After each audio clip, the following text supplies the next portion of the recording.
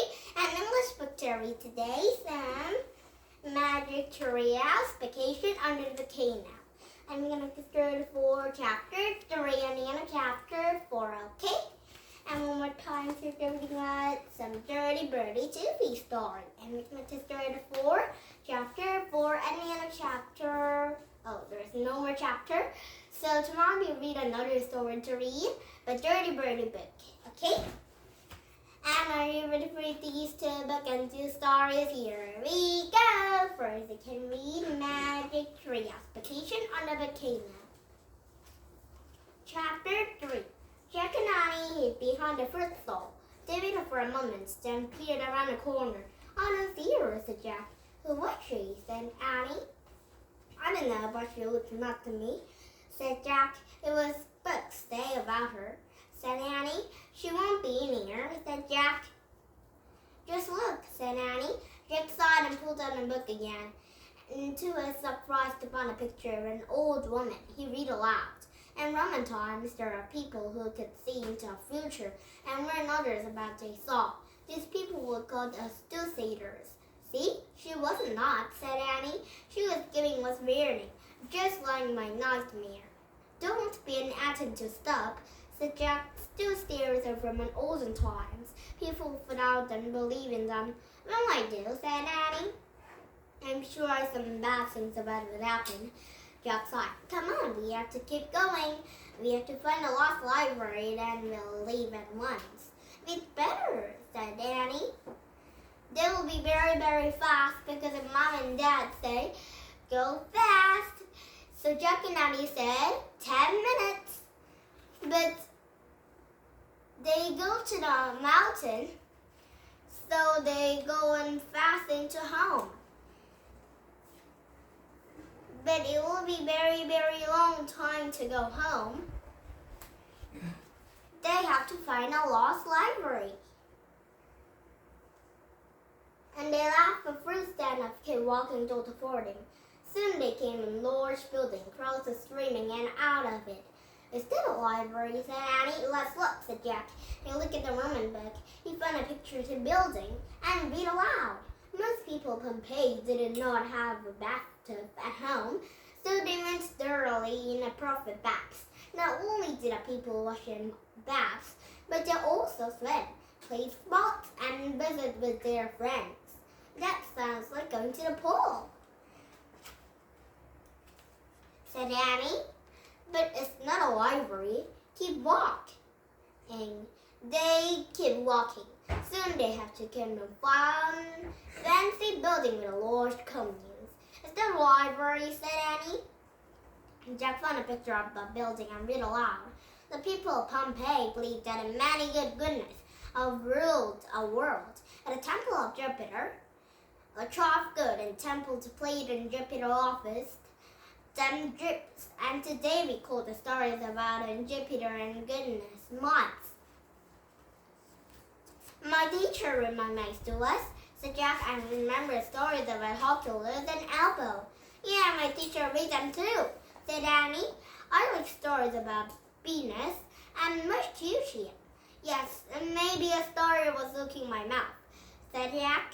"Right," said Annie. "Come on, hurry, keep looking." And they left from Forfium and turned it on the wide street. Jack was up. In front of them was an incredible sight. 2 worlds of huge musical sets walking in line. There were fancy helmets and cars and heavy shells. "Stories," cried Jack. And they saw worlds and his feet came together and the gold with them. "Greater," he whispered. And chapter 4 right now, scary things. I turn we started for chapter 4 and then chapter 5, okay? And one more time, so you're reading about some Dirty Bertie Toothy story. Chapter 4. Mom dragged Bertie at the corner and seriously. Mr. Philly turned around. "Ah, Bertie, funny and last," beamed. "Trying to escape, aren't you? Haha." Mr. Philly had round face and elbows as they danced around in hairy caterpillars. And Bertie stared at the big hands. "Jump up and have to see them," he said. "Petted and cheered." Order murder in a seeming pretty good mood. and he looked at back Mom, who folded her arms. There's no way to out. He sat down and back a later chair. They rolled it out, framing the like backyards. And he found himself staring a picture of the menacing elephant then on a cowling. Okay, young man, for the wall, boomed Mr. Filling. And Bertie nodded. His hands was turning sweet. And what about the dentist apple, please? A daring correction caused his mouth to wish, and Mr. Filling's face was bloomed into beer and stared at a man's eyes. Open wide, he said, picking up a long shiver instrument. Yeah! Bertie leaped from a chair and at their bits of shirt and kept it. He grabbled his giant toothbrush from nervously. Keep back on you, he cried. Mr. Filling and Harry eyebrows showed skywards. None advanced. Bertie bolted out of the door. Bertie, get back here, shouted Mom. And in the hallway, Bertie almost went to a record post. He swerved and like a burst to a waiting room. People lifted up the magazines of fries. Hide me! Bertie painted dripping his toothbrush. Susie rolled her eyes. What are you on about? Quick, he's coming! He was going to murder me! Right? Yes, my dog is very respects as the con is put to sleep. The hands just turned it back to Bertie. Oh. I see your dog, he mumbled. Mom reached over and grabbled him. Now, can you please get over it? She said. Bertie lay back in the dentist's chair while Mr. Filling gleamed his teeth. And it wasn't my fault. He thought anyone make a mistake. Mr. Filling took his mask. Don't, he said. Bertie blinked. That was it? No corrections? No fillings? He had felt a little thing. Oh, Bertie was stunned like the dentist very, very, very, very much. In corrections? No fillings? He had felt a sting. He sat up feeling a bit flushed.